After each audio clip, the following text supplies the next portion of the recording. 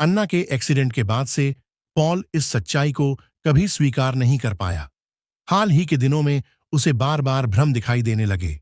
वह अनजाने में शक करने लगा कि शायद उसकी मानसिक हालत ही बिगड़ गई है। तभी जब अन्ना अविश्वास में डूबी हुई थी, पीछे से चुपचाप लाओ बाई आ खड़ा हुआ। उसने अन्ना को समझाया कि हकीकत को स्वीकार कर लो, वरना यह उन लोगों को और ज्यादा तकलीफें देगा जो तुमसे सच्चा प्यार करते हैं। अन्ना का मुंह तोड़ने के लिए लाओ बाई ने अचानक एक हड्डी खींचकर निकाल दी। यही वह आखिरी चोट थी, क्योंकि अब आईने में उसे अपनी आंखें धंसी हुई और चेहरा बिल्कुल सफेद नजर आ रहा था। अब अन्ना के पास कुछ कहने को नहीं बचा और उसके दिल ने धीरे धीरे मानना शुरू कर दिया कि वह सचमुच मर चुकी है। तभी खिड़की के बाहर से अचानक आवाज आई। असल में पड़ोस का एक छोटा लड़का इस डरावने दृश्य को देख दंग रह गया था, क्योंकि अन्ना उसी की प्राथमिक स्कूल की क्लास टीचर थी। लेकिन लाओबाई ने इसे गंभीरता से नहीं लिया।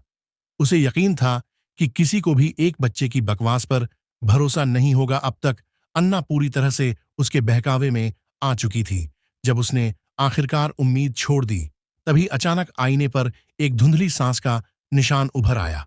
लाओ बाई का चेहरा बदल गया और मौके का फायदा उठाते हुए उसने जल्दी से आईने से वह निशान मिटा दिया। उसके बाद से अन्ना ने पूरी तरह स्वीकार कर लिया कि वह अब एक लाश है।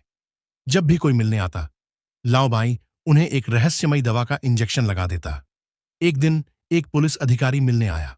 वह चाहता था कि अंतिम संस्कार से पहले अपने हाल ही में गुजरे भाई को एक बार देख ले। तभी पास में रखे अन्ना का सिर अचानक हल्का सा हिल गया। यह नजारा पुलिस वाले की नजर से छिप नहीं पाया और पेशे की वजह से उसकी शंका तुरंत जाग उठी। उसने कहा कि वह अपने भाई के साथ 2 मिनट अकेले रहना चाहता है। लाओ बाई के पास कोई ठोस बहाना नहीं था, इसलिए उसे अस्थायी रूप से बाहर जाना पड़ा।